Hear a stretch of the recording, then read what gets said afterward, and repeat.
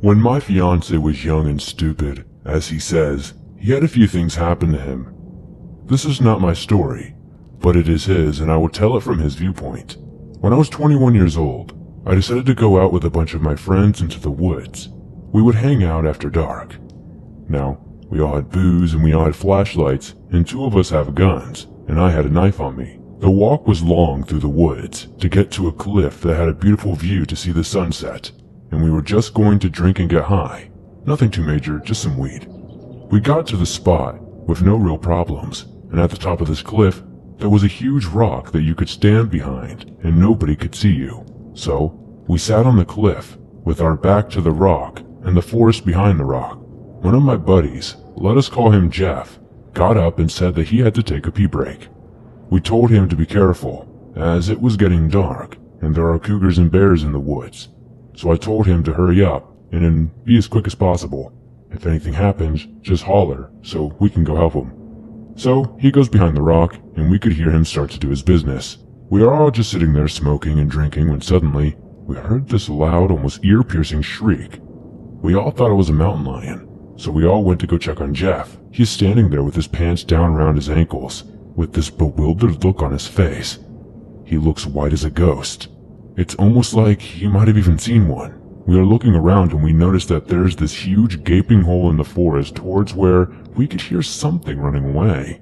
This hole was easily 7 or 8 feet tall and about 3 or 4 people across. It was huge, and there was no way a bear or a cougar could have made such a hole like that. And the sounds of this thing running away, it almost sounded like Bigfoot or something.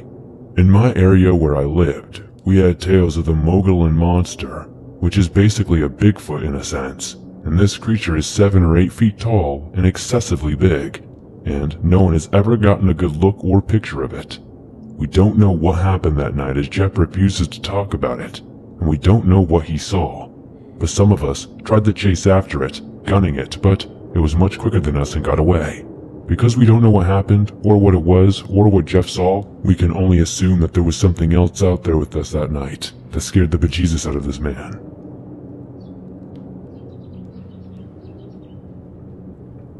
So this is something that has been going on for a while now.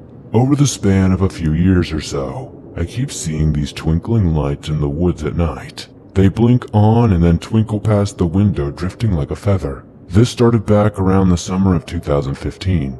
Back then, I used to be a lifeguard, so I would go and stay at my grandmother's house for the summer. My grandmother lives in a wooded area. For some context, the room I stay in has one window facing the side of the house, which has no trees, and the other window faces the woods and the tree line. The first time I saw the lights was when I was lying in bed. I thought that they were fireflies at first, except they are light blue and teal in color. They kind of just drifted lazily by the outside windowsill. I did not feel threatened or afraid. They did not really give off any sort of presence. Not at first, because that summer I did not really pay much mind and I was still under the impression that they were just fireflies.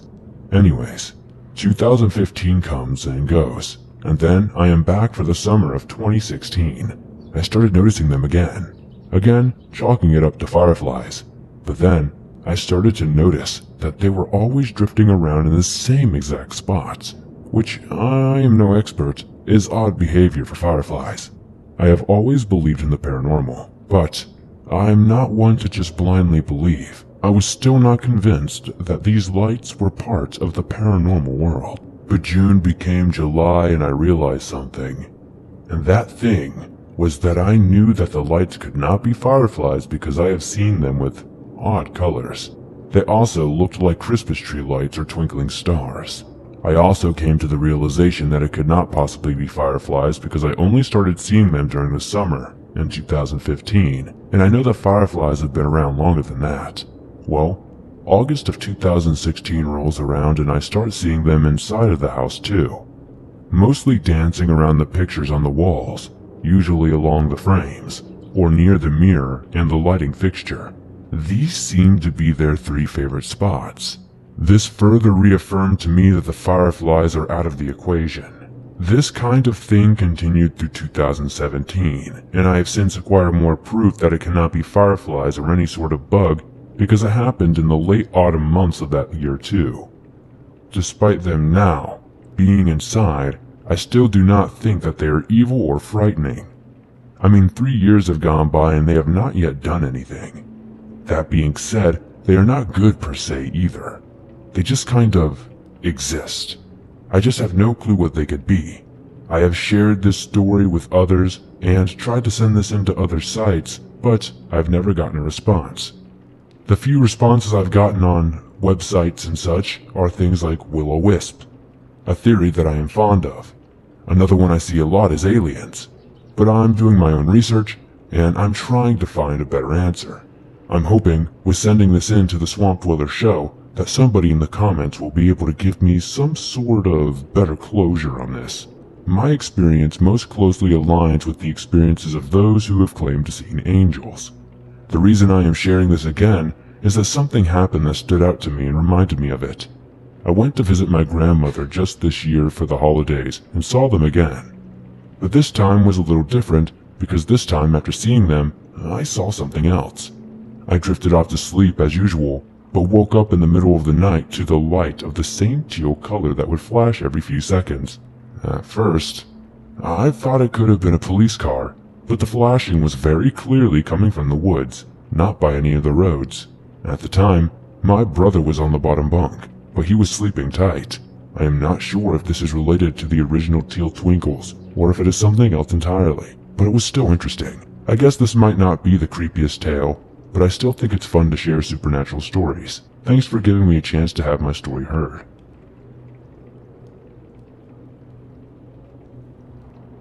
These events happened 4 years ago, but it was not until recently that I have realized they were more unsettling than I originally thought at the time. In the summer of 2017, I did a lot of backpacking along the West Coast.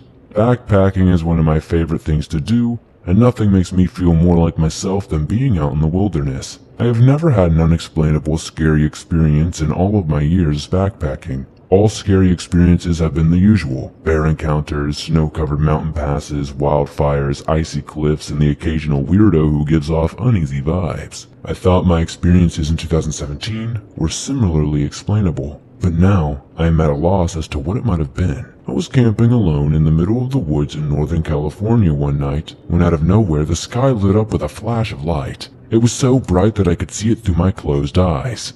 My eyes shot open, and my heart was racing.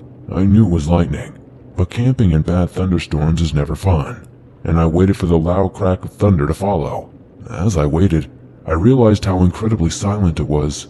This alone would not have unnerved me after all. I was in the middle of the wilderness, but there were no signs of impending storms. With lightning that bright, there should have at least been some wind picking up, and maybe even the start of rain, even if the storm was too far away to be heard yet.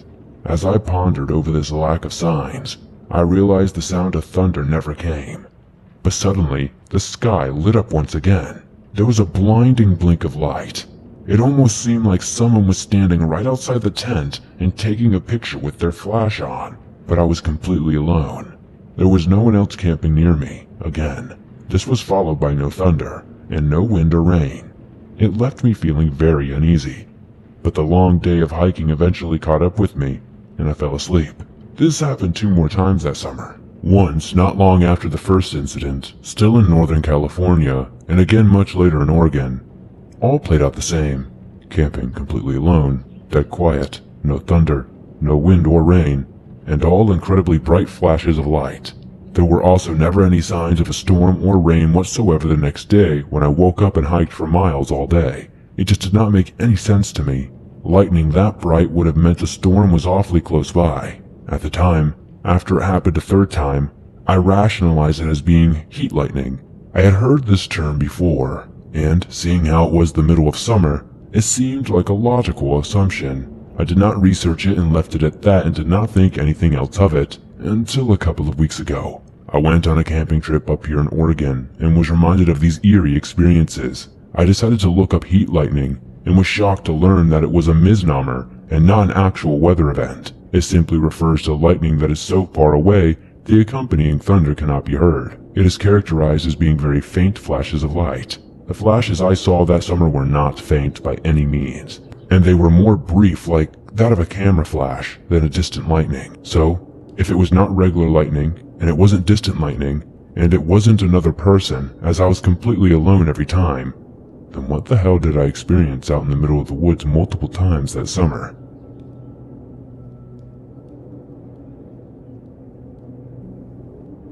Please forgive my writing, as sometimes my wording and punctuation could be a bit better. I will start off by explaining the area so you can get a good picture of where this occurred. We lived in a small neighborhood. All the surrounding streets dead end into a half-circle park. Behind the park are some woods and a railroad track.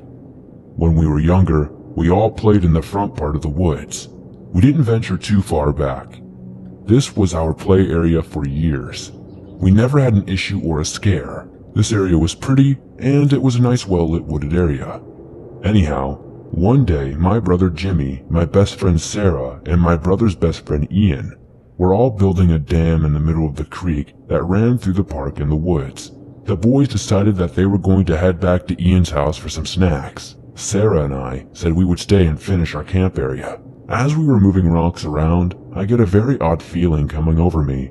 A strange feeling that we are being watched. I immediately think it is the boys trying to scare us and just continue with what we are doing. Sarah and I load up some big rocks and head back to the creek and put them down at the dam. I get that feeling again, and as I stand up, I see something straight in front of me about 30 feet away or so. I cannot really clearly make out what it is yet, because it is behind a bush, but I do see that it is a pattern of red or blue. I know that it's nothing the boys had on, so at this point I'm focusing trying to figure out what it is. As I am scanning up the bush, I start to realize it's a clown. I kid you not. My heart started pounding immediately. The clown and my eyes lock. He is wearing a blue and red hat with a reverse pattern and a red-blue jumpsuit. I grab Sarah by the shirt and immediately pull her upright, and she notices the man right away. He is smiling with a full face of makeup and a huge knife. We both say nothing and start running as fast as our legs can take us, and he begins to follow. We can hear twigs snapping and the ground crunching underneath our feet. But we are booking it like bats out of hell. We run through the front of the woods and through the side of the park and up near the dead-end street. Ian and Jimmy are 2 houses up from the end and see us running and are screaming, "What is going on?" While running past, we scream "Clown," and they start laughing. We are still running and screaming for our lives and finally make it to the middle of the street where Sarah's dad, Danny, is now running out of the front door because he hears us screaming. We meet Danny right there at the beginning of the neighbor's house, and we are trying to explain what we had just seen. And he says, "Girls, stop it now, this is ridiculous. What are you even talking about?" We try to catch our breath. By this time, Jimmy and Ian have caught up to us. We are crying and pointing and telling Danny again that we see a clown and a knife. Jimmy and Ian are laughing, and Danny is asking if they played a prank on us. About this time, an old yellow Pinto type of car comes out from the dead end of the park and pulls right up next to the sidewalk of the yard we are in. Sure enough, plain as day, it is the damn clown. No hat this time, but knife in hand and telling us to come here. Danny starts shoving us all toward the house, and he himself is scared and running now. The car drives off down the street. We get inside and Danny calls the police. We had to give statements, and the police patrolled the neighborhood and the park for a couple of weeks. We were never allowed to go to that park again, and a few months after that, the city started to clear out the woods. They cut down many trees and made a walking area that you could see through all the way to the train tracks. My friends and I used to talk about this many times until her death. No one would have believed us if they had not seen it as well. It was just so scary.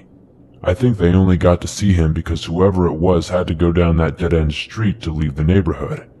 Either way, this man was not afraid of us nor the small group of people that gathered from our screaming. He very bravely stopped right in front of us as her father tried to comfort us and calm us down, all while flashing his knife. We are lucky to be alive, I feel.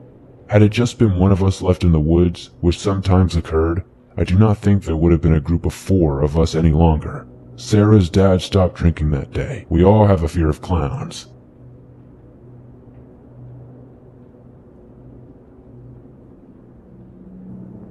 To preface this story, I am a bit of a skeptic when it comes to the paranormal. I am open-minded, but I always look for a rational explanation for odd things.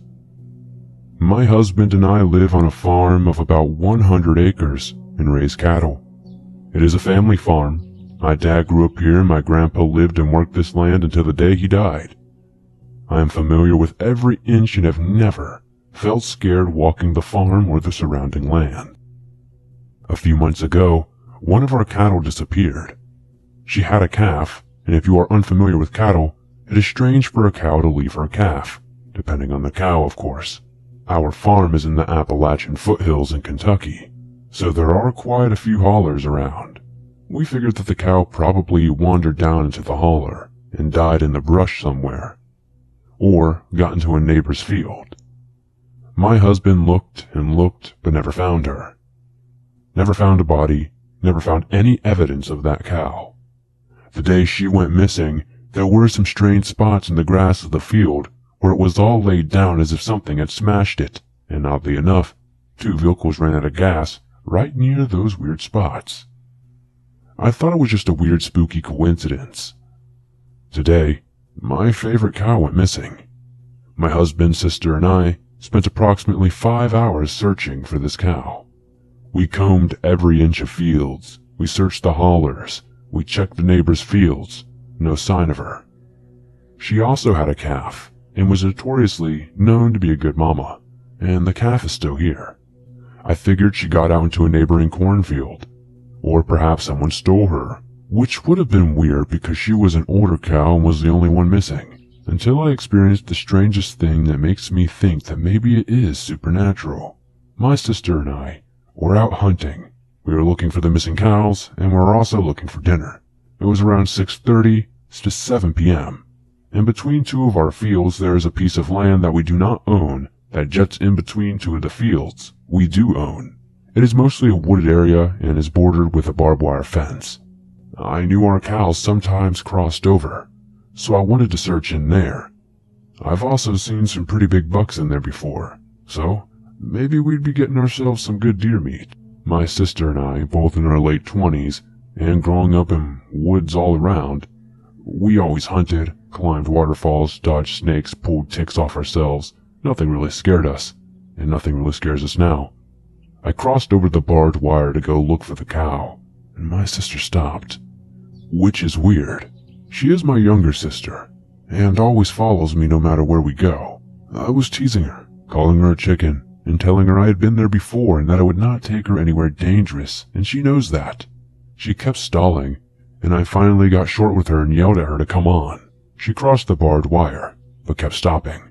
Finally she caught up to me, but as I walked further into the woods, I just got a bad feeling. The only way I can describe it is just ominous and dark. My sister also kept saying that she could not hear me, even though I was talking loudly and was only like 2 feet away from her.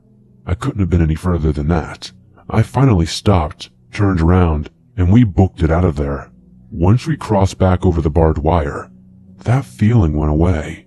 My sister went home for a couple of hours because she was so unusually tired. I texted her and asked her if she thought the woods felt off. She says that she was terrified the entire time. I will quote what she said below. It was like we were going down a path, a dark path to nowhere.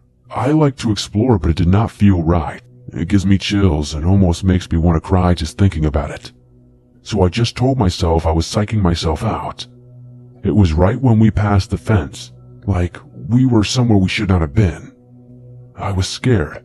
I trust you and everything, of course, but the feeling I got standing and looking into the woods was just telling me not to go, not to cross the fence. The farther we went, the worse it got, like a shadow or something screaming at me, telling me to go back. Afterward, I got a heavy feeling making me so tired and sad. This all happened in one evening. We never found the cow or any sign of her, and we never found any good deer to bag. I also have this horrible lingering feeling from being in those woods. I feel dread when I think about it. I'm exhausted and I'm jumpy. I wanted to recount this story somewhere, so I would not forget the details and see if anyone has had any similar experiences or thoughts on what might be happening, supernatural or otherwise.